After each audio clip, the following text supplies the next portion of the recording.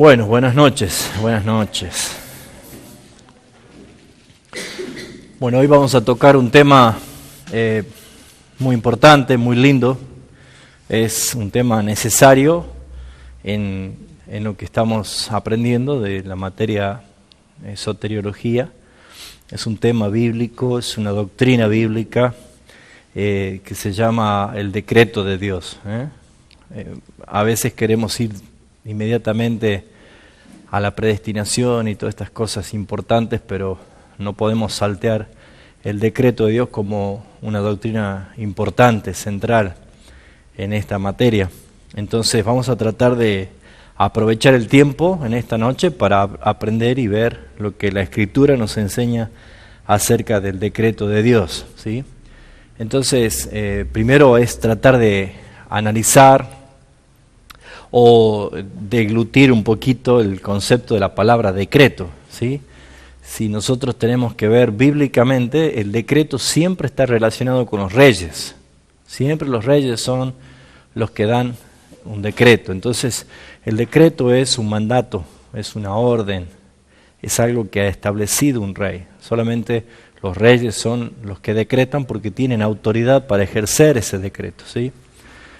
Uno de los casos que vemos, por ejemplo, el rey Nabucodonosor, cuando emitió un decreto, un edicto, de que cada vez que suenen los instrumentos musicales debían todos postrarse ante la estatua que él había hecho. Y el que no lo hacía, lo mataban.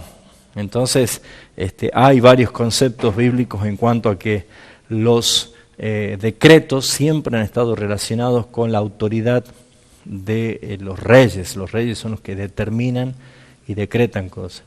Entonces, cuando empezamos a hablar del decreto de Dios, cabe perfectamente de que Él es el Dios que tiene toda autoridad, que Él es el creador, y por ser el creador de todas las cosas, es el legislador, el que pone las reglas, el que pone las leyes de todas las cosas. Entonces, la naturaleza de los decretos divinos es que Dios es el Rey soberano, Dios es el Rey supremo. Pero en esta noche quiero basar un poquito en lo que es la doctrina del decreto de Dios como una base histórica también, ¿sí? Si bien es cierto, el primero que empezó a hablar o a reivindicar la doctrina bíblica del decreto fue el sacerdote Agustín de Hipona, San Agustín conocido, ¿sí? Y esto específicamente fue en el año 431, cuando él se lleva a cabo el concilio de Éfeso, y donde se pone en veracidad y se da como una doctrina bíblica a esto que sostenía Agustín de Hipona, y estaba también llevando en ese concilio la sentencia de la herejía de Pelagio, el monje Pelagio. Acuérdense en que había un hereje llamado Pelagio que decía todo lo contrario, y desde allí viene el tema del libre albedrío, desde allí viene el tema de que el hombre no está muerto espiritualmente, sino solamente enfermo, de que el pecado no es universal, no es hereditario desde Adán, sino que nos hacemos pecadores cuando pecamos recién, ¿sí? Todo eso es herejía de Pelagio, pero Agustín de Hipona es el que en sus confesiones, en sus estudios, llega adelante justamente este tipo de concilio en el 431 después de Cristo, que Agustín no pudo estar presente porque falleció un día antes, ¿sí? Un año antes. Entonces él no estuvo presente allí.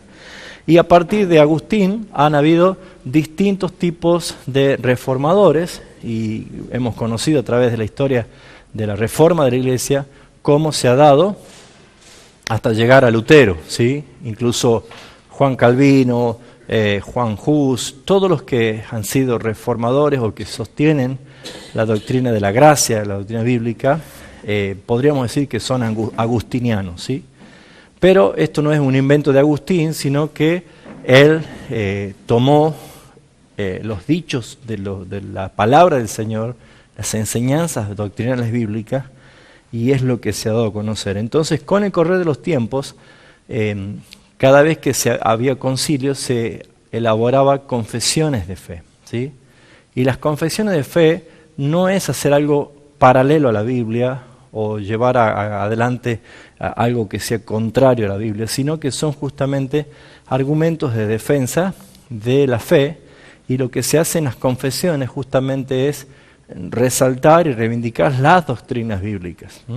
Entonces yo voy a tomar lectura de algunos párrafos del tema de hoy, el decreto de Dios, conforme a la Confesión de Fe de Londres de 1689. ¿Sí? Entonces voy a hacer primeramente una lectura para que podamos prestar atención y escuchar acerca de este tema, y luego vamos a desarrollar un poquito del decreto de Dios para poder entender el miércoles que viene la predestinación, ¿sí? Porque es un tema controversial, polémico a través de varios siglos, pero uno puede no creer en el decreto de Dios, uno no puede creer en la predestinación, pero lo que no puede hacer es borrarla de la Biblia. En la Biblia está y es un tema bíblico, y si Dios lo puso allí es porque Él quiso revelarlo. El tema es que podamos aprender de esto. Entonces, el tema de hoy va a ser el decreto de Dios. Y voy a leer algunos párrafos de acá de la Confesión de Fe de Londres de 1689. Dice así, el decreto de Dios. Dios desde la eternidad, por el sabio y santo consejo de su voluntad, ordenó libre e inalterablemente todo lo que sucede.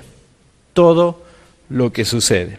Sin embargo, lo hizo de tal manera que Dios ni es autor del pecado, ni comparte con los pecadores la responsabilidad del pecado, ni hace violencia a la voluntad de sus criaturas, ni quita la libertad ni contingencia de las cosas secundarias, sino más bien las establece.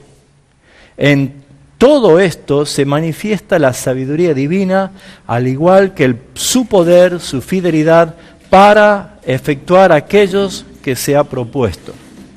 Aunque Dios sabe todo lo que puede suceder en toda clase de condición o contingencia que se puede suponer, sin embargo, nada decretó porque lo preveía. Nada, como porvenir o como cosa que sucedería en circunstancias dadas. Esto está haciendo referencia de que muchos, está la línea de los arminianos y está la línea de los calvinistas. Siempre hay dos líneas que vas a ver. Entonces, de las dos líneas siempre dice, no, sí creemos en la predestinación. Nada más que los arminianos dicen, creemos que Dios predestinó y escogió porque Él vio, como Dios todo lo sabe, que un día yo le iba a aceptar, que me iba a arrepentir, que iba a creer en Él, por eso me escogió.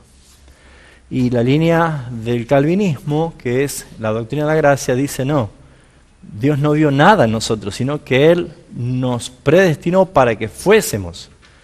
Entonces, estos puntos que estamos hablando especialmente sobre el decreto de Dios, dice que Dios, aunque Él sabía todo y conocía todo, no hizo uso de esa facultad como para predestinar o decretar cosas porque Él sabía que iban a acontecer, sino que todos los sucesos acontecen porque Dios así lo ha predestinado y preordenado que suceda.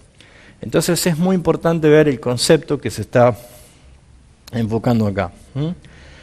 Por el decreto de Dios y para la manifestación de su propia gloria, algunos hombres y algunos ángeles son predestinados o preordenados a vida eterna por medio del Señor Jesucristo para la alabanza de su gloria y de su gracia. A lo demás, Él ha dejado que sean condenados en sus pecados para la alabanza de su gloriosa justicia. Estos hombres y ángeles predestinados y preordenados están designados particular e inalterablemente. Su número es tan cierto y tan definido que nadie puede ni aumentar ni disminuir. Exactamente, ¿sí? Es un plan perfecto establecido desde la eternidad que nadie puede ni quitar ni añadir. El número de los salvos, ¿sí? A aquellos a quien Dios ha predestinado para vida desde antes de la fundación del mundo, conforme a su eterno e inmutable propósito y el consejo y beneplácito secreto de su propia voluntad, los ha escogido en Cristo para la gloria eterna. Mas esto por su libre gracia y su puro amor, sin cualquier otra cosa que en la criatura como condición o causa que lo mueva para ello. Como diciendo que el hombre no hizo ningún mérito, como para entonces dice Dios que por eso nos escogió. No, sino que Él nos escogió no porque éramos, sino para que fuésemos, ¿sí? O sea, hay un plan decretado aquí también. Así como Dios ha designado a los elegidos para la gloria, de la misma manera, por el propósito libre y eterno de su voluntad, ha preordenado también los medios para ello. Por tanto, los que son elegidos, habiendo caído en Adán, son redimidos por Cristo y en su debido tiempo eficazmente llamados a la fe en Cristo por el Espíritu Santo, son justificados, adoptados, santificados y guardados por su poder por medio de la fe para salvación. Nadie más será redimido por Cristo, eficazmente llamado, justificado, adoptado, santificado y salvado, sino solamente los escogidos de Dios. Esto forma parte de lo que vamos a aprender esta noche acerca del decreto de Dios. Entonces, si tuviéramos que decir qué es el decreto de Dios, hay que pensar qué es el decreto de un rey, ¿sí? ¿Qué entenderían ustedes? ¿Un rey qué hace para que se transforme en un decreto? ¿Qué sería el decreto de un rey? Leyes. ¿Qué más? Una idea de un rey que para que sea firme, para que sea efectiva y para que sea obedecida, esa idea la transforma en un decreto y ese decreto se transforma o se hace una ley o un mandato, ¿sí? Entonces, el rey tiene facultad y tiene autoridad para decretar algo que es absolutamente bajo su autoridad y nadie puede ir en contra de esto porque entonces va a tener sus consecuencias. Hablando de lo que es la monarquía terrenal. Dios, en la Biblia habla que Dios es un Dios rey y es eterno y es soberano y es poderoso.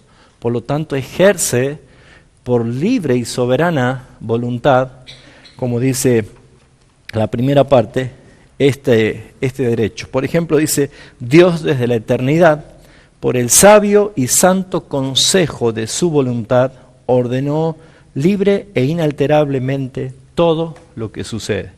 Entonces, esto forma parte de la voluntad libre y soberana de Dios, ¿sí?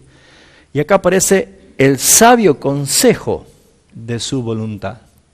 Muy bien, los reyes terrenales muchas veces están rodeados de consejeros y a veces esos edictos o esas leyes están llevadas a cabo justamente por los sabios, ¿sí? Por los consejeros. Acá vemos nosotros de que el decreto de Dios tiene algunas características únicas. Por ejemplo, el decreto de Dios es eterno y no existía nadie más que Dios, que es autoexistente. Por lo tanto, Dios tomó consejo en sí mismo, en la pluralidad de un Dios trino, del decreto. O sea que es un consejo de sí mismo para efectuar todo lo planificado. Entonces es muy importante que podamos ver un poquito en esta noche acerca de lo que es el decreto de Dios. Y lo primero es ver acerca de la naturaleza divina del decreto. Tenemos algunos textos acá que me gustaría que participemos con las Biblias y vamos buscando algunos de ellos. Y como para poder poner algunas bases principalmente de qué nos revela la palabra, la Escritura acerca de un Dios que decreta, un Dios que tiene autoridad para dar decreto. Ahora, en la Biblia puede aparecer la palabra decreto, puede aparecer la palabra consejo, propósito, ¿sí? Leyes, mandatos, todo eso hace referencia al sentido del decreto de Dios. ¿Quién tiene Efesios capítulo 6, versículo 10? Otro busque, Isaías 46, 10, Efesios 1, 11, y busque los otros textos también. Hebreos capítulo 6, versículo 17. ¿Quién tiene Isaías? Léelo por favor, fuerte. Que anuncia lo porvenir desde el principio y desde la antigüedad lo que aún no ha hecho. Que digo, mi consejo permanecerá y haré todo lo que quiero. O sea, ahí está hablando Isaías acerca de lo que Dios dice. No hay otro Dios como yo que anuncio lo porvenir desde el principio, desde la antigüedad lo que aún no había sido hecho. Y que digo, mi consejo, ahí está la palabra consejo, mi consejo que dice, permanecerá y haré todo lo que yo digo. Fíjense ustedes que acá encontramos a un Dios en carácter soberano que pone su decreto eterno. Acá encontramos dos cualidades que tiene Dios. Él es soberano y que pone decretos eternos. Haré todo lo que digo. Está hablando de la veracidad de Dios. Lo mismo dice Pablo en Efesios 1:11. ¿Quién lo tiene? Fuerte, léalo fuerte. En él asimismo tuvimos herencia, habiendo sido predestinados conforme al propósito del que hace todas las cosas según el designio de su voluntad. Acá aparece la palabra propósito y el designio de su voluntad. Entonces, ¿qué encontramos acá? Encontramos otra vez otro texto bíblico que muestra el carácter bíblico de un Dios soberano que decreta todas las cosas, ¿sí? Entonces, es muy importante ver que la palabra está enseñando y está haciendo referencia al decreto eterno de Dios, ¿sí? ¿Cuál es el otro texto? Hebreos capítulo 6, 17. ¿Qué hizo Dios para demostrar? Él quería mostrar algo allí. ¿Quién lo tiene? Por lo cual, queriendo Dios mostrar más abundantemente a los herederos de la promesa la inmutabilidad de su consejo, interpuso juramento. Muy bien. Dios queriendo mostrar a los herederos de esta promesa la inmutabilidad de su consejo, interpuso juramento. Entonces acá aparece otro ingrediente más, que su consejo es inmutable, su decreto es inmutable, no va a cambiar, ¿sí? Ya vimos que Pablo habla de una elección y un decreto eterno desde antes de la fundación del mundo. Ahora vemos que este decreto eterno es inmutable, que no cambia. Y hemos visto anteriormente que Dios dice, mi consejo permanecerá para siempre, y vemos en autoridad que dice, haré todo lo que quiero. Entonces, sobre estos puntos estamos viendo que la doctrina bíblica del decreto de Dios está en la palabra, forma parte de las perfecciones y el carácter de Dios, y que no podemos nosotros negar que todo lo que existe, todo lo que ha sido creado, todo lo que ha sido formado, está impregnado de la voluntad sabia, absoluta, inalterable, eterna del consejo de Dios. Romanos capítulo 9, versículo 15 al 18. Veamos esos textos también. ¿Quién lo tiene? Pues a Moisés dice, tendré misericordia del que yo tenga misericordia, y me compadeceré del que yo me compadezca. Así que no depende del que quiere ni del que corre, sino de Dios que tiene misericordia. Porque la Escritura dice a Faraón, para esto mismo te he levantado, para mostrar en ti mi poder, y para que mi nombre sea anunciado por toda la tierra, de manera que de quien quiere tiene misericordia, y al que quiere endurecer, endurece. Otra vez, atributos de la soberanía de Dios decretada desde el principio, ¿sí? Entonces, si tuviéramos que profundizar un poquito, porque hablar de los decretos es hablar de cada cosa creada con el propósito de por qué ha sido creada. O sea, no tenemos problema al creer y en aceptar este acto de soberanía de Dios, pero es necesario verlo y creerlo y aceptarlo, porque cuando entremos el miércoles que viene el tema de la predestinación, eso es una doctrina que es muchas veces resistida, porque ¿qué pasa? Acá nosotros estamos tomando el concepto del entendimiento, de la razón, de la lógica a través de la Escritura. Pero cuando vamos nosotros a la predestinación, empezamos a ver que hay conceptos que son bíblicos, porque si hablamos de predestinación es porque la Biblia habla de predestinación, son conceptos bíblicos, pero también empieza a golpear fuerte en nuestra alma porque empiezan a jugar o a interponerse nuestras emociones. Especialmente porque en el decreto de Dios y en el consejo de Dios habla de un Dios que ordenó todo lo que existe y creó todo. Pero cuando hablamos de la predestinación está haciendo referencia al acto de Dios soberano sobre las personas, sobre los seres morales, en cuanto a su destino eterno. Entonces allí es donde empieza a jugar nuestras emociones y a veces empezamos a pensar y a decir, cuando decimos nuestros familiares, nuestros seres queridos, nuestros amigos, entonces hay que tener siempre bien presente lo que es el decreto de Dios. La predestinación forma parte del decreto de Dios, no es algo separado, o sea, es como una rama de ese árbol. Dios, en su eterna soberanía y voluntad libre, Él determinó todas las cosas, todos los acontecimientos, todos los sucesos, incluso la predestinación, ¿sí? Y eso lo vamos a ver nosotros el miércoles que viene, porque la Biblia habla de dos actos de la predestinación, positivo y negativo. En el caso positivo hablamos de elección, y en el caso de predestinación negativa hablamos de reprobación. Entonces también lo vamos a ver esos dos conceptos con más profundidad, ¿sí?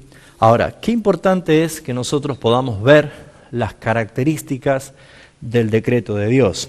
Una de las cosas principales es ver que el decreto de Dios está fundado en la sabiduría divina. Acá no hay margen de error, ¿sí? Porque estamos hablando de la sabiduría de un Dios extraordinario, un Dios único. Y todas las cosas planificadas por Dios son perfectas, no tienen error. Y el decreto de Dios nace de la sabiduría de Dios. Veamos Proverbios capítulo 3, versículo 19, y otro que busque el Salmo 104, 24. ¿Qué dice Proverbios? Jehová con sabiduría formó la tierra, afirmó los cielos con inteligencia. Jehová con sabiduría, ¿qué hizo? Fundó la tierra, ¿y qué más dice que hizo? Y afirmó los cielos con inteligencia. La palabra de Dios revela que el acto creativo de Dios, que es se desprende del decreto, del consejo, del plan de Dios, habla que fue hecho en la sabiduría de Dios, en cada cosa, desde lo mega hasta lo micro, en todas las cosas creadas, ¿sí? Aún la ciencia no puede lograr entender y llegar a las profundidades de lo que revela su palabra. Como dice Pablo, las profundidades de la sabiduría de Dios. Pero vemos nosotros de que Jehová fundó la tierra con sabiduría y afirmó los cielos con inteligencia. Eso es una exaltación a la sabiduría de Dios. ¿Y qué dice el Salmo 104? Que habla es un salmo muy bonito, que habla acerca de que Dios cuida su creación. Salmo 104, versículo 24. Oh Señor, cuán numerosas son tus obras. Todas ellas las hiciste con sabiduría. Rebosa la tierra con todas sus criaturas. Cuán innumerables son tus obras, oh Jehová, hiciste todas ellas con sabiduría. La tierra está llena de tus beneficios. O sea, aunque el hombre se niegue a reconocer la existencia de un Dios, aunque reniegue de la obra de Dios o el decreto de Dios, la tierra no puede dejar de vivir y disfrutar de sus beneficios, porque todo ha sido creado con la sabiduría de Dios. Entonces, el decreto de Dios tiene como base la sabiduría misma de Dios, y es extraordinario. Esto es impresionante cuando uno puede darse cuenta de que, aún vuelvo a decir, la ciencia no puede llegar a comprender las profundidades de la sabiduría de Dios. Es más, la palabra dice que Dios se reirá de la sabiduría de este mundo, ¿sí? De los sabios de este mundo. Muy bien, algunas características importantes para mencionarlas. El decreto de Dios es eterno, ¿sí? Tenemos algunas bases bíblicas, si queremos buscarla para leerla también ahora, sería bueno, ¿sí? Efesios capítulo 3, y el que tenga Efesios lee el 3, el 11, el 9 y el 1:4, ¿sí? ¿Por qué decimos que la sabiduría de Dios es eterna? Perdón, el decreto de Dios es eterno, porque pertenece a la soberanía de Dios, que es eterna. Por lo tanto, Dios siendo eterno, su consejo y su decreto es eterno. ¿Qué dice Efesios capítulo 3, versículo 11? ¿Quién lo tiene? Conforme al propósito eterno que hizo en Cristo Jesús nuestro Señor. Conforme al propósito eterno Acá hay un propósito y dice cómo es el propósito, es eterno. Versículo 9, ¿qué dice? Y de aclarar a todos cuál sea la dispensación del misterio escondido desde los siglos en Dios, que creó todas las cosas. O sea, está relacionando a que hay algo que estaba oculto, pero que estaba en Dios, el creador de todas las cosas. Este decreto es eterno, que luego se dio a conocer a través de la revelación progresiva con el tiempo, ¿sí? ¿Qué dice el texto del capítulo 1, versículo 4? Según nos escogió en él antes de la fundación del mundo, para que fuésemos santos sin mancha delante de él. Otra vez aparece cuándo sucedió esto, antes de la fundación del mundo. Por lo tanto, el decreto de Dios es eterno.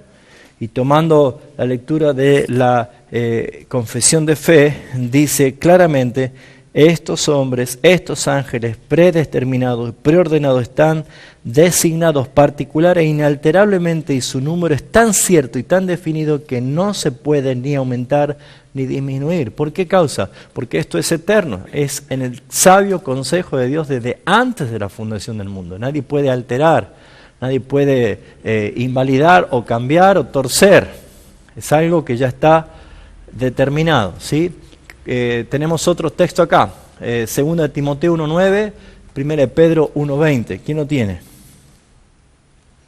Quien nos salvó y llamó con llamamiento santo, no conforme a nuestras obras, sino según el propósito suyo, la gracia que nos fue dada en Cristo Jesús antes de los tiempos de los siglos. Ahí está, otra vez. Un plan perfecto de antes de los tiempos, antes de los siglos, ¿sí? 1 Pedro 1:20, 21.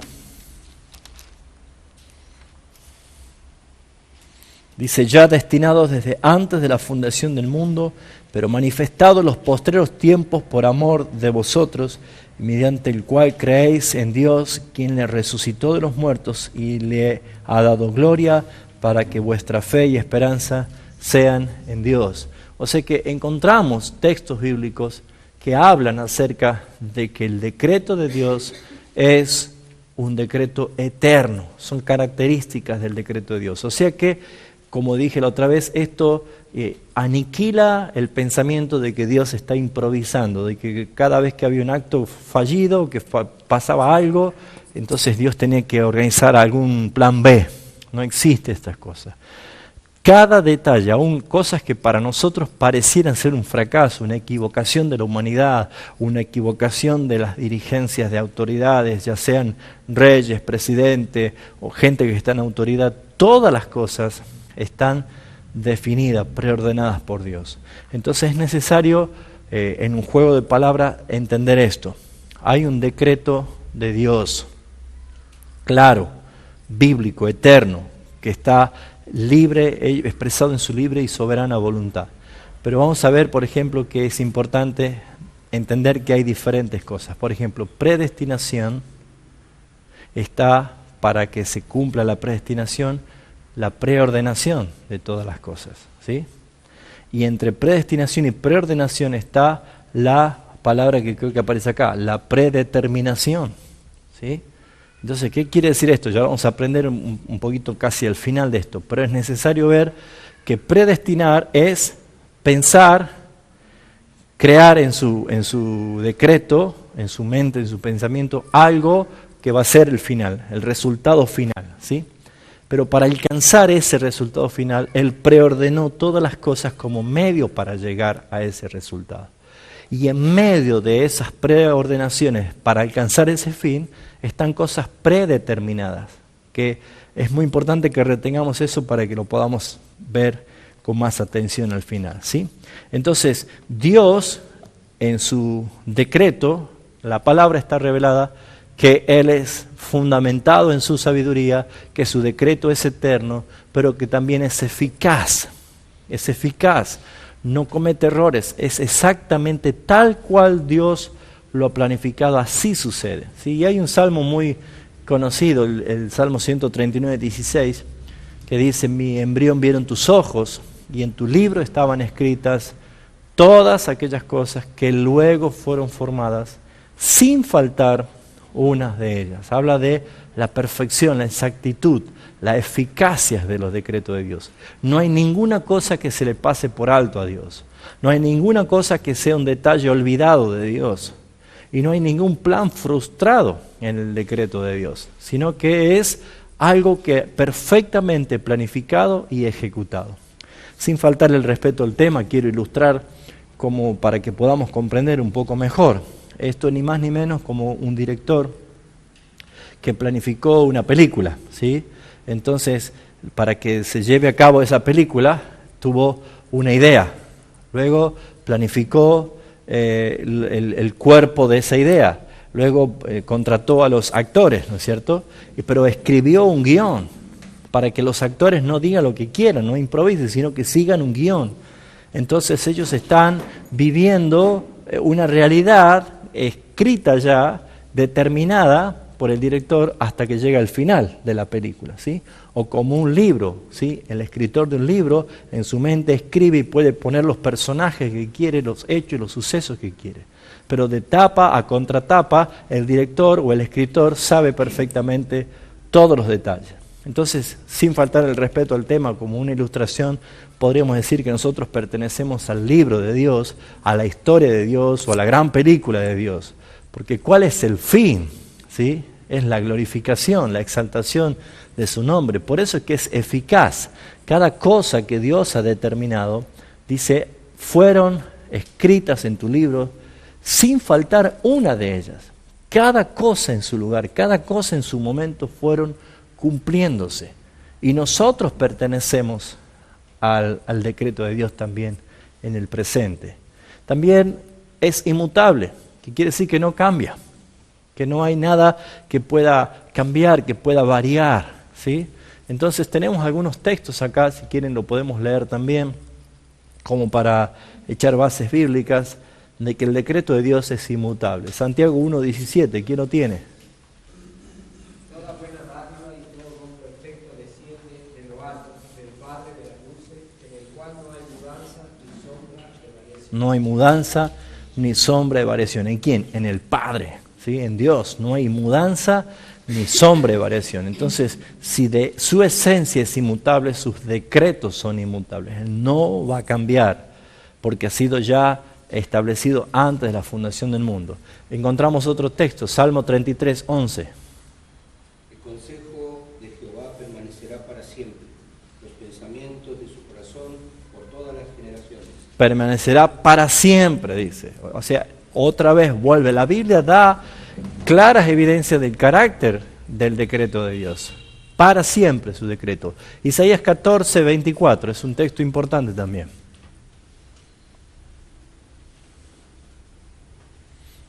¿Quién no tiene? Jehová de los ejércitos juró diciendo, ciertamente se hará de la manera que lo he pensado, y será confirmado como lo he determinado. Será confirmado como lo he determinado, y se hará como lo he pensado. Dígame si no es un rey el que está hablando allí. ¿Lo ven?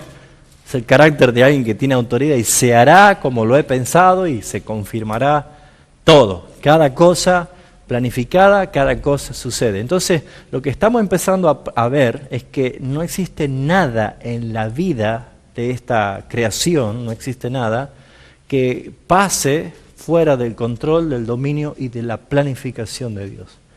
Todas las contingencias, todo. Y aún lo bueno y aún lo malo que pueda pasar.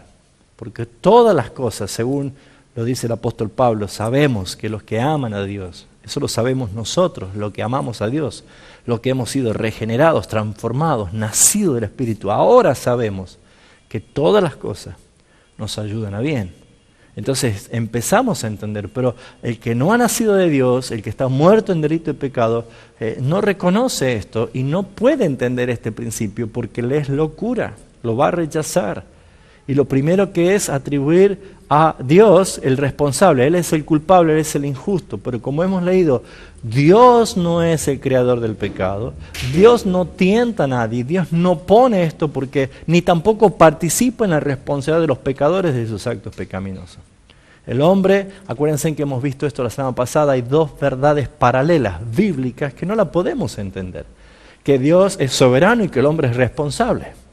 Pero sin embargo hemos visto textos y evidencias bíblicas que Dios tiene en su autoridad influencias positivas e influencias negativas en la libertad del hombre. Entonces no podemos entenderlas, pero son verdades bíblicas y están allí, ¿sí?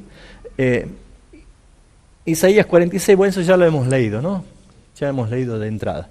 También otra característica, que el decreto de Dios es incondicional, es absoluto, no depende de algún mérito, no depende de alguna condición, sino que es un Dios que planificó, que decretó lo que iba a hacer en todas las cosas desde antes de la fundación del mundo. Por lo tanto es incondicional, no está sujeto a condiciones sus planes, sino a su puro afecto de su voluntad. Hay libertad de Dios en cuanto a sus planes. Y por ende, otra característica es un decreto universal que abarca todo lo creado, todo lo que usted se le ocurra pensar en el universo, en las galaxias, en la Tierra, en lo macro, en lo micro, en lo alto, en lo profundo, en los cielos, en los principados, en los potestades, todo lo que existe, todo lo que ha sido creado, Dios tiene responsabilidad en cuanto a su decreto. Dios tiene conocimiento y abarca todo lo creado. Entonces esto te lleva en la palabra a poder ver la magnitud de nuestro Dios. Y Él puso las leyes para que funcionen de acuerdo a su voluntad. Perfecto, en armonía perfecta en cada cosa. Hasta el Salmo dice, los cielos cuentan la gloria de Dios y el firmamento anuncia sus obras. O sea, cada cosa creada ha sido creada con el propósito de su glorificación. Por eso es que el fin de todas estas cosas, la gloria de Dios, es la causa final de todos sus decretos. O sea, ¿por qué Dios hizo esta película? ¿Por qué Dios escribió este libro? ¿Por qué Dios hizo esta historia? ¿Cuál es el fin? ¿Cuál es la causa? ¿Cuál es el motivo? La respuesta siempre va a ser, porque la Biblia lo expresa así, la palabra de Dios lo dice, que la gloria de Dios es la causa final de todos sus decretos. Dios es un apasionado por su gloria. Y todo esto le daba mayor gloria, por eso Él lo decretó, lo estableció como un consejo y así lo puso.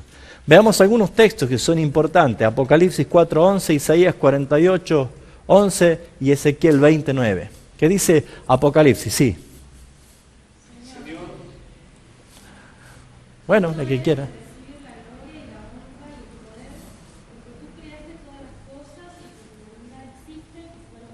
Señor, digno eres. Acuérdense que esta era la visión, la primera visión de la adoración celestial que tiene Juan. Apocalipsis capítulo 4, donde se le revela un trono y alrededor un arco iris y 24 tronos y los 24 ancianos y los 4 seres vivientes y todos los redimidos adorando a Dios y dicen, Señor, digno eres, ¿de qué dice? De recibir la gloria, ¿qué más? La honra y el poder. Y dice, ¿por qué? Porque tú creaste todas las cosas. ¿Y qué más dice? Ahí está, el decreto. Es para la gloria, para la exaltación. Por tu causa, por tu voluntad existe. Hay un Dios perfecto. Y todo es esto para la gloria de Dios.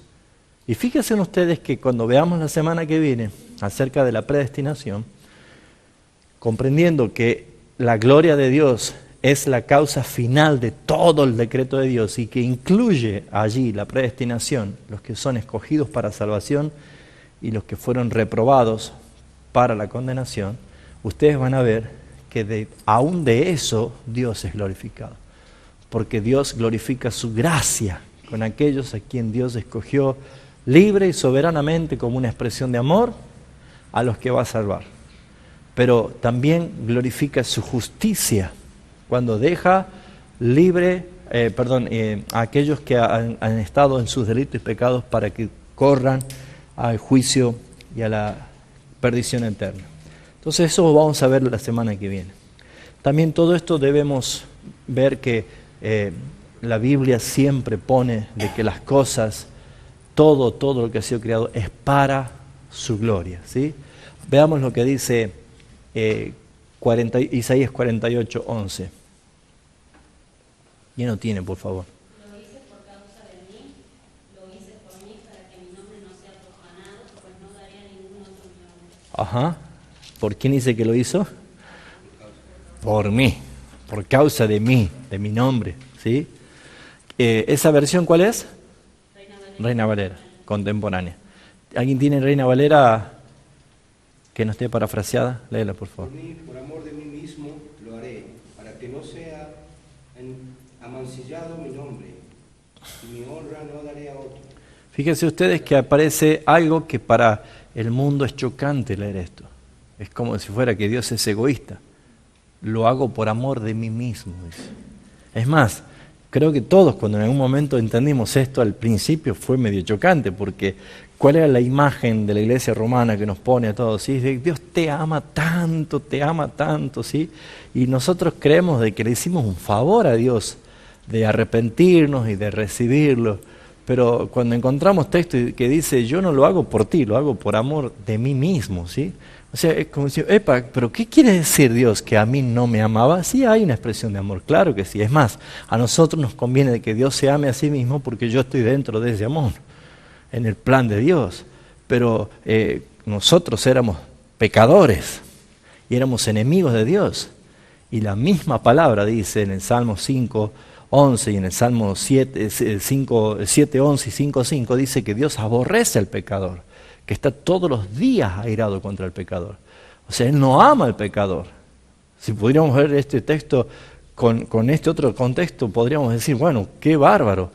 Dios se ama a sí mismo y por eso es que yo soy receptor del amor de Dios, porque estamos en Cristo Jesús, en el acto de la elección. ¿Se entiende esto? Pero claro que hay una expresión de amor, pero para una persona que no está acostumbrado, que tiene una imagen de un amor fantasioso que muchas veces la religión ha creado, es fuerte leer esto que dice, Dios dice, lo hago por amor de mí mismo. O como dice Deuteronomio, capítulo 7, cuando dice, no creas que te escogí porque eres alguien especial, eras el más insignificante de los pueblos. Por causa de mí mismo lo hago. Entonces uno dice, wow, ¿a dónde están nuestros méritos? Es que no están en nosotros los méritos, está en su gracia. ¿Se entiende esto, hermano? Y el otro texto también dice algo parecido, Ezequiel 29. ¿Quién lo tiene? Con todo, a causa de mi nombre, para que no se infamase entre los ojos de las naciones en medio de las cuales estaban, en cuyos ojos fui conocido, actué para sacarlos de la tierra de Egipto. ¿Pero a causa de qué actué? De mi nombre, para que su nombre sea glorificado, su nombre sea recordado, su nombre sea exaltado. Y no apunté acá, pero podemos ponerlo también en Romanos 11, del versículo 33 en adelante, que ya lo vamos a mencionar enseguida, creo que está por acá también el texto. Dice, es muy hermoso esto lo que dice, profundidad de las riquezas de la sabiduría y de la ciencia de Dios. Ese es una exclamación de asombro de Pablo, ese wow, como decimos nosotros ahora, ¿no? Wow. Bueno, Pablo decía, profundidad de las riquezas de la sabiduría y de la ciencia de Dios. Cuán insondables son sus juicios e inescrutables sus caminos. No, es imposible para nosotros. Lo único que podemos hacer no es pararnos en la puerta y maravillarnos, pero no podemos entrar hasta eso porque nos alcanzaría una eternidad. Y dice, porque ¿quién entendió la mente del Señor? ¿O quién fue su consejero? ¿O quién le dio a él primero para que fuese recompensado? Es como, ¿se acuerda la pregunta que le hacía Job? ¿Dónde estabas tú cuando yo formaba? Y vienes a discutirme a mí, a altercar conmigo, a querer cuestionarme. O sea, es impresionante lo que es la dimensión de nuestro Dios, la sabiduría, la ciencia y el conocimiento de Dios. Y acá Pablo, como la coronación de esta exaltación, dice el versículo 36, porque de Él, por Él y para Él son todas las cosas, a Él sea la gloria por los siglos. Amén. Entonces fíjense, la gloria de Dios es la causa final de todos sus decretos. ¿Por qué Dios planificó todo? ¿Por qué Dios preordenó todo? ¿Por qué Dios predestinó todo? ¿Por qué Dios predeterminó todo? Para su gloria. Es para su gloria, para la exaltación de su nombre. Por eso es que si uno tiene que decir, ¿cómo podemos llegar a entender esto? No sé si se puede entender, pero sí podemos nosotros ver que la Biblia no esconde por qué Dios hizo todo esto. Porque es un apasionado de su gloria. Y Él no comparte su gloria con nadie. Es algo especial de nuestro Dios. Ahora, todo esto que estamos viendo hasta acá es muy bueno, muy importante conocerlo. Hasta acá no tenemos problema, ¿no es cierto? Lo aceptamos perfectamente, porque la Biblia los muestra.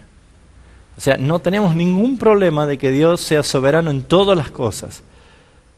Pero cuando entramos a hablar de la salvación, cuando entramos a hablar de la predestinación, vuelvo a decir, es cuando nos traiciona o se nos levanta un muro, una pared inmensa que nos separa de este conocimiento espiritual que son nuestras emociones. Son nuestras emociones. Porque inmediatamente pensamos nosotros en nuestros seres queridos, en las personas a quien conocemos, a quien amamos. Y algunos que hasta murieron en delitos y pecados. Y es como que no queremos aceptar esto y queremos decir, bueno, debe haber alguna forma de que ellos se salven. Pero la palabra muestra de que todo será para la gloria de Dios. Hay un texto que vamos a estudiarlo dentro de poco como iglesia que dice, Filipenses capítulo 2 en adelante, versículo 9, que dice que Dios le dio un nombre, que es por sobre todo nombre, para que en el nombre de Jesucristo toda rodilla que está en los cielos y en la tierra y debajo de ella se doble y toda lengua confiese que Jesucristo es el Señor. Este es un acontecimiento que se va a dar y que lo vamos a vivir, que lo vamos a ver, que lo vamos a presenciar el día del juicio final, el día del gran juicio. Entonces todos vamos a estar allí, desde Adán hasta el último, todos. La muerte va a devolver a sus muertos, el Hades, todos. Absolutamente todos vamos a estar delante del juicio de Dios. Ahora, hay corrientes que dicen que no hay juicio de Dios, hay otros que dicen que nosotros cristianos no vamos a pasar en juicio de Dios. La Biblia dice todos. Entonces es muy importante entender que la exaltación será ese día con los que son salvos, glorificando su gracia, y con los que se pierden, glorificando su justicia. Porque no es que nosotros que somos escogidos para salvación, Dios pasó por alto nuestro pecado diciendo, bueno, mira, te perdono porque te escogí para salvación. No, alguien pagó por nosotros. O sea, nosotros éramos tan pecadores, depravados, miserables, pervertidos como los que se van al infierno. Pero ¿por qué yo voy a entrar al reino de los cielos? ¿Dios pasó por alto? No, Dios fue satisfecho en su justicia. Porque alguien pagó. Y ese fue Jesucristo, el que tomó nuestro lugar, se llama imputación. Y por esa razón es que nosotros le adoramos y le exaltamos por los siglos de los siglos. Porque Él pagó por nosotros. Entonces nosotros glorificamos la gracia de Dios.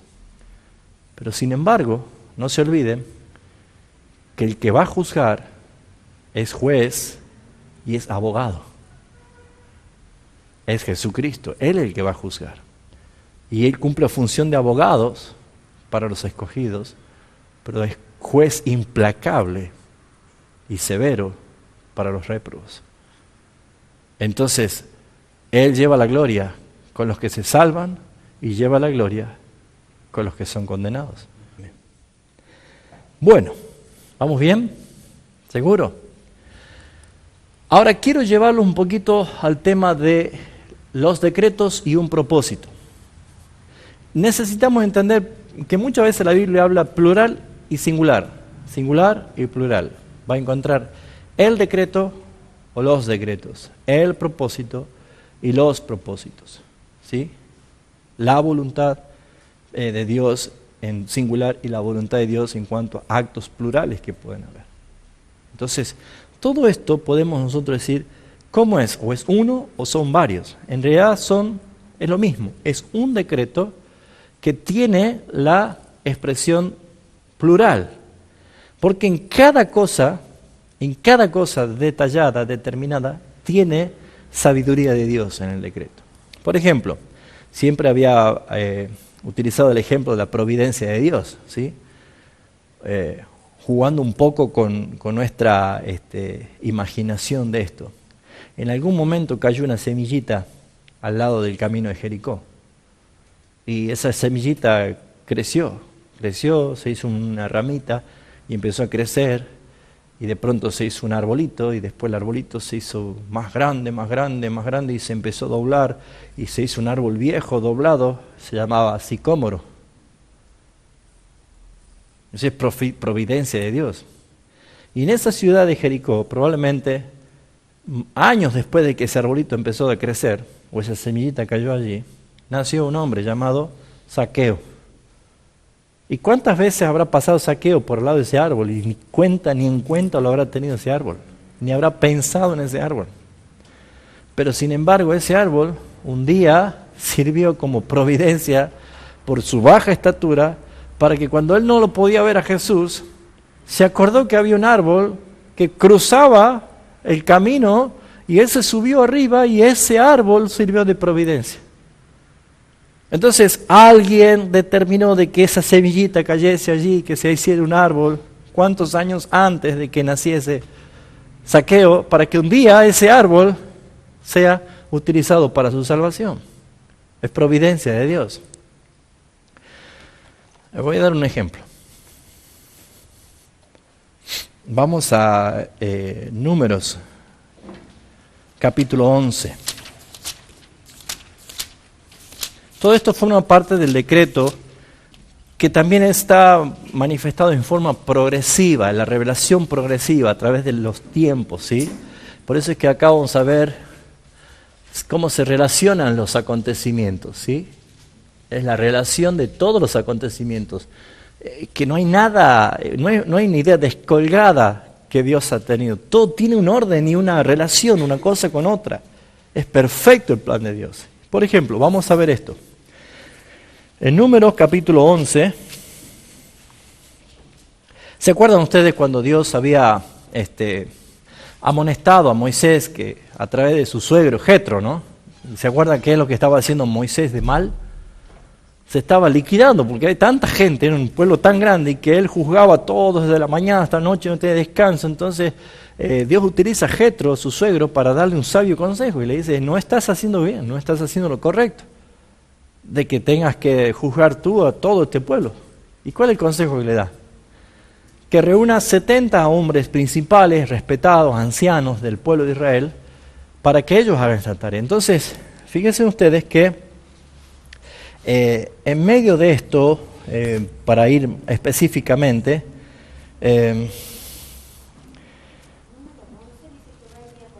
Números capítulo 11, sí. Dice el versículo, vamos a ir un poquito más adelante. Vamos a ir del versículo 25. Y descendió, entonces Jehová descendió en la nube y le habló, y tomó del espíritu que estaba en él, y lo puso en los 70 varones ancianos, y cuando posó sobre ellos el espíritu, ¿qué pasó? Profetizaron y no cesaron. Y habían quedado en el campamento 2 varones llamados Elad y el otro Medad, sobre los cuales también reposó el espíritu. O sea, estaban contados entre los 70, pero ellos 2 no habían ido para ese lugar, y descendió sobre los 70, y estos 2 no estaban allí. Y ellos también empezaron a profetizar en el tabernáculo, y dice que corrió un joven y dio aviso a Moisés, y dijo: Elad y Medad profetizan en el campamento. Entonces respondió Josué, hijo de Nun, ayudante de Moisés, uno de los jóvenes, dijo: Señor mío Moisés, impídelos. No los dejas, porque ellos estaban con nosotros, ¿no? Y Moisés le responde y le dice: ¿tienes tú celos de mí? ¿Tú tienes celos de mí? Ojalá, y fíjense, ojalá, ahí suelta Moisés un deseo, ¿no? Un deseo. Ojalá, dice, todo el pueblo de Jehová fuese profeta, y que el espíritu de Jehová, y que Jehová pusiera su espíritu sobre ellos. ¿Qué dijo Moisés? Ojalá, como un deseo, como un anhelo.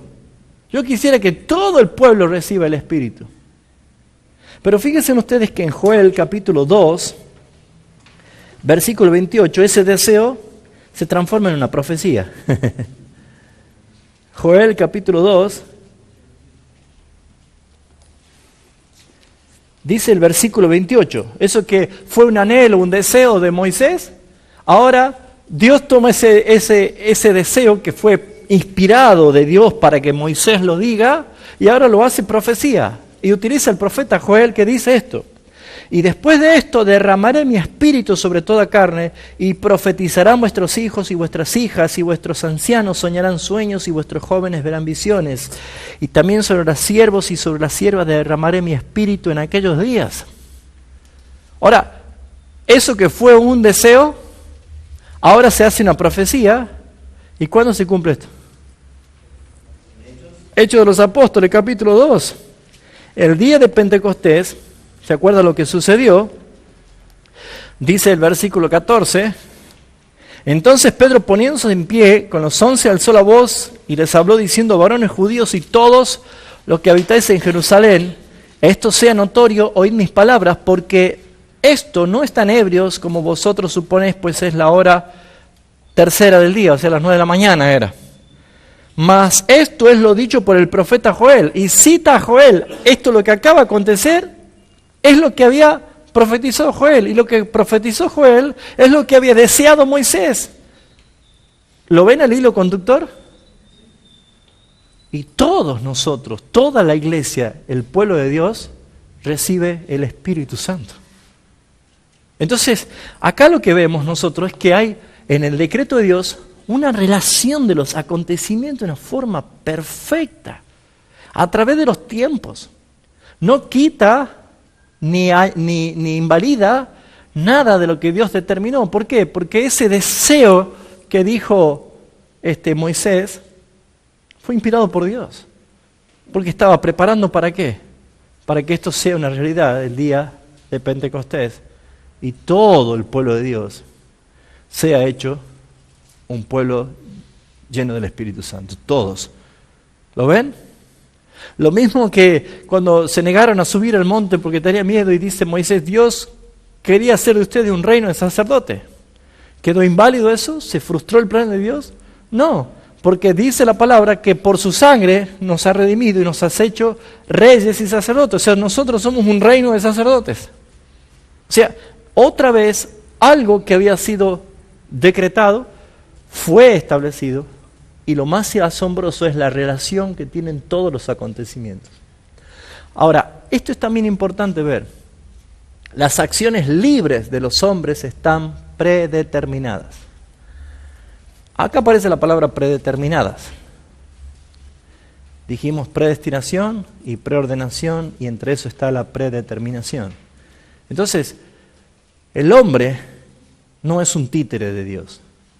El hombre es libre, pero aún en esa libertad, las acciones libres de los hombres también están predeterminadas, o sea, permitidas por Dios. Si yo hago esto, ¿por qué se cayó? ¿Porque Dios lo quiso? Sí. Pero el efecto secundario fue mi voluntad, ¿cierto? Porque yo lo tiré.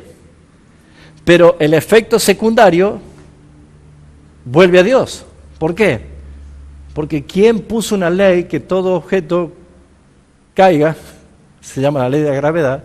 Es Dios, ¿no es cierto? Es como que todo es circular. La soberanía de Dios deja que yo en mi libertad haga esto y se caiga, pero a la vez eso se cae porque Dios decretó una ley de la gravedad que las cosas caigan. ¿Se entiende esto? El ejemplo.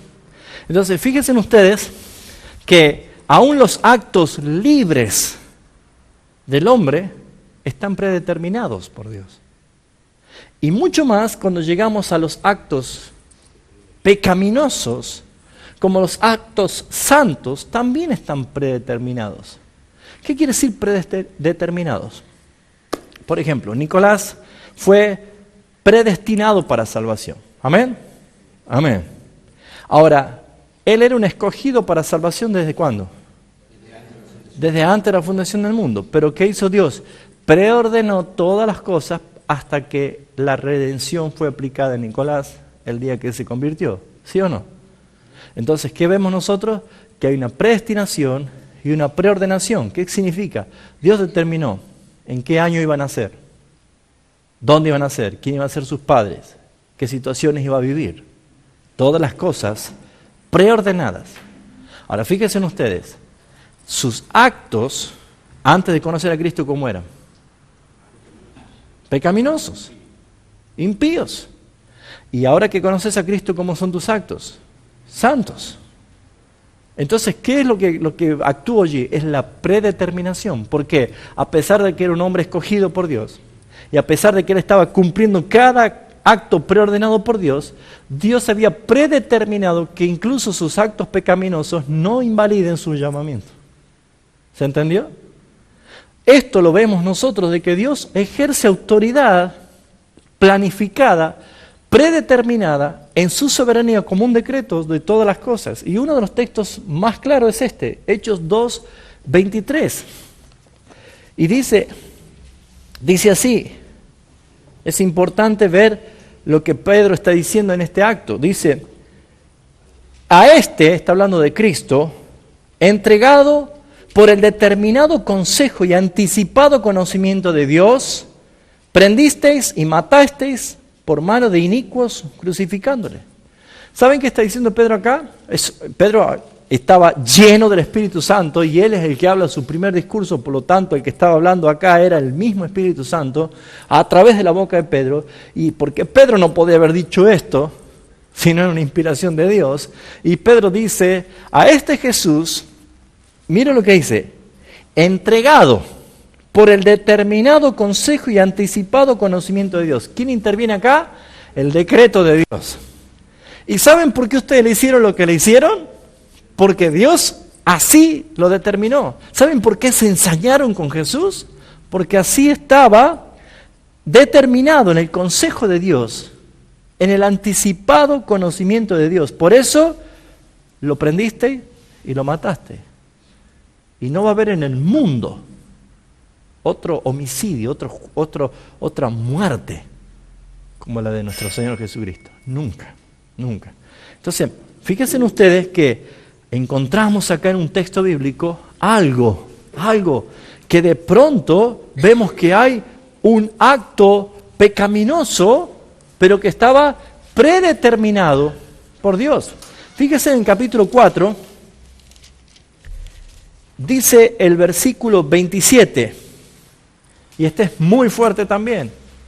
Dice, porque verdaderamente se unieron en esta ciudad contra tu santo Hijo Jesús, a quien ungiste, Herodes y Poncio Pilato y los gentiles y el pueblo de Israel. ¿Para qué? Para hacer cuanto tu mano y tu consejo habían antes determinado que sucediera. Fíjense en ustedes, todo lo que le hicieron a Jesús no fue una ocurrencia de la iniquidad y la maldad, sino que era ya predeterminado por Dios cada acontecimiento. Por eso que Jesús, Él mismo, validaba esta verdad cuando Él decía, cada vez que alguien se quería impedir o interponer en los planes, decía, deja que se cumplan las Escrituras. Deja. Si Jesús, el Hijo de Dios, Él estaba respaldando y avalando que cada hecho determinado por el Dios Padre se debía cumplir, ¿por qué nosotros no lo vamos a aceptar? ¿Por qué nosotros no lo vamos a creer? Entonces está mostrando que aquí hay un Dios que ejerce autoridad suprema y soberana en decreto, que incluso los actos pecaminosos y los actos santos están predeterminados. No sé si da igual, pero también lo que pasó con Job, que Satanás fue a la presencia de Dios. Exactamente. Estaba predeterminado y profetizado de que Nabucodonosor iba a conquistar Jerusalén, que iba a caer Jerusalén. Estaba todo Y por eso los profetas podían decir y podían afirmar lo que el Señor les decía. Ahora, veamos este otro texto, Lucas 22, 22, y otro busque este que es tremendo también, Apocalipsis 17, 17. ¿Qué tiene Lucas 22, 22? A la verdad, el Hijo del Hombre va, según lo que está determinado, pero hay de aquel hombre por quien es entregado. ¿Quién hablaba allí? Cristo, Jesús. Él hablaba y decía, la verdad, yo voy conforme a lo que está predeterminado. O sea, Él no invalida esto. Él está afirmando que cada actos, aún pecaminosos, están predeterminados por Dios. Y Él sabía quién lo iba a entregar, Él sabía quién iba a ser el que iba a estar. Por eso dice, más hay por aquel que es entregado. Pero Él sabía, no invalida esto. Entonces fíjense ustedes que aún los actos pecaminosos, también en su libertad, están predeterminados por Dios. ¿Podemos entender esto? No. Pero la Biblia lo enseña y lo muestra como que hay un Dios tan grande, tan exaltado, y es tan trascendente a la creación que nada puede ir en contra de su dominio y su voluntad. Pero Él no es el autor del pecado, Él no es el creador del pecado, no lleva a nadie a pecar, pero sin embargo vemos que hay un control perfecto de cada cosa. No podemos entenderlo. Llegamos hasta allí. Nadie se salga de ese stop que nos pone la Biblia porque entraríamos a la herejía. Pero Dios se revela así. Y fíjense en Apocalipsis 17, 17, cuando habla de la visión de esos 10 reyes o 10 cuernos que estaban con la bestia. ¿Quién no tiene? Porque Dios ha puesto en sus corazones el ejecutar lo que Él quiso, ponerse de acuerdo y dar su reino a la bestia hasta que se cumplan las palabras de Dios. Es impresionante ese texto. Es impresionante. Fíjense, lo leamos de nuevo. Dice, porque Dios, si Él no quisiera figurar, no se pondría, y uno puede librar la imaginación a quién es el que incitó esto, o dándole específicamente la autoría de sus actos totalmente al hombre. Pero acá aparece algo, es una revelación. Dios revela su participación en autoridad y en decreto soberano, que dice, porque Dios, así como hemos leído la vez pasada en Tesalonicenses, que Dios envía un espíritu de engaño, de mentira, a fin de que no crean la verdad y se pierda. O sea, no estamos hablando de un Dios malvado, estamos hablando de un Dios perfecto en planes y en soberanía. Porque ¿cuál es el fin de todas las cosas? Es la gloria de Dios. Esta es la causa final de todos sus decretos, que Dios es glorificado. Y acá dice, porque Dios ha puesto en sus corazones el ejecutar lo que Él quiso. ¡Wow! Impresionante. Es un Dios soberano. ¿Y qué era lo que Él quiso que hagan? Ponerse de acuerdo y dar su reino a la bestia hasta que se cumplan las palabras de Dios. Y ahí está la clave. Para que se cumplan las palabras de Dios, que es el decreto eterno de Dios, si tiene que utilizar al mismo diablo, lo va a hacer, porque es Dios. ¿Se entiende esto, hermano? Esto es impresionante. Ahora, cuando llegamos al conocimiento de la palabra, lo que es cómo Dios se revela, nos sentimos gusanos, miserables. Decimos, Señor, qué grande. Cuando veo todo esto, Dios, digo, ¿quién soy yo? Pero todo esto es necesario porque son doctrinas bíblicas que siempre han estado allí. Que yo no lo haya estudiado, que no me hayan enseñado, que no me haya inquietado a aprenderla, es otra cosa, pero siempre han estado allí y no las puedo quitar. Y son verdades que si hoy Dios quiso que las conozcamos, gloria sea el Señor, porque así lo determinó Él. Pero ustedes se dan cuenta de que hay perfecto control de cada cosa, soberano.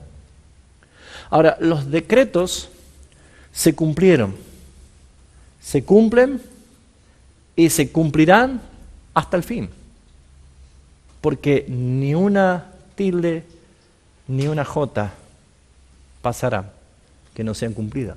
todas las cosas van a ser cumplidas. Y es importante preguntarnos por qué esto sucede y por qué sucederá. Es más, se cumplieron cosas, claro, por eso tenemos la evidencia bíblica de cada cosa que se han cumplido desde que Dios la determinó. Ahora, ¿se dieron cuenta que nosotros hoy, en este mismo presente que estamos en este mismo momento, a esta misma hora, nosotros estamos cumpliendo un propósito eterno de Dios? ¿O me van a negar, y confiéseme, me van a negar que no se le pasó la idea de decir, hoy me quedo? Total, lo vemos por internet. ¿No se le pasó? Claro que se nos pasó. Porque siempre está la lucha. Ahora, Dios es el que produce en nosotros el querer como el hacer por su buena voluntad. Es inalterable. A pesar de que yo tengo libertad para escoger, estamos aquí cumpliendo un decreto eterno de Dios. Por eso es que nosotros estamos en este lugar. Y no estoy diciendo que los que no vinieron se van al infierno, están pecadores. No, simplemente es porque así lo ha querido Dios. Y si estábamos con esa lucha, y más cuando llueve y hace frío y se pone y la cama parece que te llama, vení, ¿sí? Y ya uno empieza a pensar en los pochoclos, en los chocolates, en la cama, el televisor y tantas cosas. De pronto hay un impulso y una idea. Me voy. ¿Saben dónde nos sorprendemos más? Y le habrá pasado a ustedes. Que los que parecen más fieles muchas veces son los que faltan. Y los que vos decís, no, este no va a venir, hoy no va a venir, no va a venir. Y viene. ¿Por qué ese vino y los más fieles no vinieron? Nunca se pusieron a preguntar. La libertad que nosotros tenemos es bíblica. Somos libres. Pero no es nuestra libertad la que invalida los propósitos eternos y decretos eternos de Dios. Porque si Dios quería que Eutico escuche el final del sermón de Pablo, ¿saben quién era Eutico? Había un muchacho que estaba escuchando la predicación de Pablo en el tercer piso, ¿no? Sentado en la ventana. Y Pablo era larguero para predicar. Y dice que en medio de la predicación se duerme Eutico. ¡Pum! Y se mató.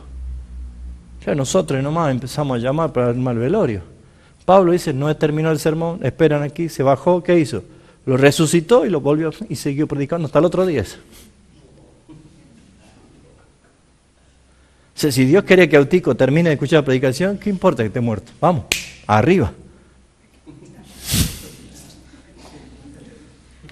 pasa es que hubiese quedado un ambiente hermoso después de que haya alguien muerto ahí, y mejor lo resucita. Pueden ver que aún en un acto que pareciera ser accidental, no interfiere en el propósito de Dios. ¿Se dan cuenta? Hay algo profundo, hermano. Ahora, hágase esta pregunta, ¿me conviene conocer al Dios que yo me imaginé o al Dios de la Biblia? Porque si estamos estudiando la Biblia, no es por conocer la Biblia, sino es conocer al Dios de la Biblia. Y el Dios de la Biblia se revela quién es Él. Y esto nos da a nosotros mayor temor reverente, se despierta adoración, y como decía hoy a la siesta un hermano, a mí me trae una paz saber que Dios está en perfecto control de todas las cosas. Y no podemos negar esa realidad. Exactamente. Entonces fíjense ustedes que nosotros estamos cumpliendo en este momento el desarrollo en ese eje imaginario que la Tierra está girando todos los días. Y que cada acontecimiento van desarrollándose, dando y ejecutándose en cada cosa. ¡Wow! Es impresionante. Hay una soberanía de Dios. Yo creo que en forma grotesca y burlona, no sé si han visto ustedes esa película, esa pantomima, esa caricatura de Dios haciendo el Todopoderoso. ¿Vieron? Que desafiaba que yo haría mejor las cosas que vos. Y por un día Dios le dice, bueno, vas a ser Dios. ¿Recuerdas esa película? Una comedia. Él, ahí sí. ¿Y él cómo resuelve? Una computadora para recibir las oraciones. ¿Y qué dijo? Sí a todos. Y le reenvió. ¿Sí? Un caos, ¿no es cierto? O sea, él llegó a entender, no sé cómo lo haces. Y en ese fragmento uno puede darse cuenta de que Dios es único. En cada persona, en cada lugar. Porque todo lo creado, todo lo que subsiste, todo es por Él, de Él y para Él. Por eso es para su gloria. Ahora, ¿tenemos responsabilidad nosotros? Claro que sí. Sí tenemos responsabilidad. Pero a la vez hay un Dios soberano. Entonces, ¿por qué se cumplieron? ¿Por qué se cumplen y por qué se cumplirán todos los decretos de Dios hasta el final? Primero, por la perfección de Dios. Dios es perfecto. Es perfecto. No hay errores. Es extraordinario nuestro Dios. Es el único Dios y es perfecto. Es la perfección de Dios. Segundo, por la unidad del plan de Dios. No son ideas descolgadas. En la pluralidad, Dios apunta a un solo objetivo, su gloria. Es un plan perfecto, hay una unidad del plan perfecto de Dios. Cada suceso, cada acontecimiento. Nosotros perdemos la línea, Dios no la pierde. Claro que no. ¿Cómo se llama tu papá? Germán. ¿Y tu abuelo? Ya no te acuerdas. ¿Vos te acuerdas del nombre de tu papá? Alberto. ¿Y tu bisabuelo? ¿Vos? Luis. ¿Y tu abuelo? ¿Y tu bisabuelo? ¿Ah? ¿No te acordás? Nosotros perdemos la línea, ¿no? Perdemos el hilo de la historia. Y nosotros vemos que la Biblia resalta permanentemente la continuidad. Vemos las genealogías en toda la Biblia, genealogía. Y vemos desde Adán. Y vemos un tema central en toda la Escritura, que es el Cristo mismo, hablando de Él. O sea, cada cosa, cada ingrediente, cada suceso, cada cosa incluso terrible como un juicio, un diluvio universal, como la multiplicación del pecado y de la maldad, no opaca ni empaña la unidad perfecta del plan de Dios.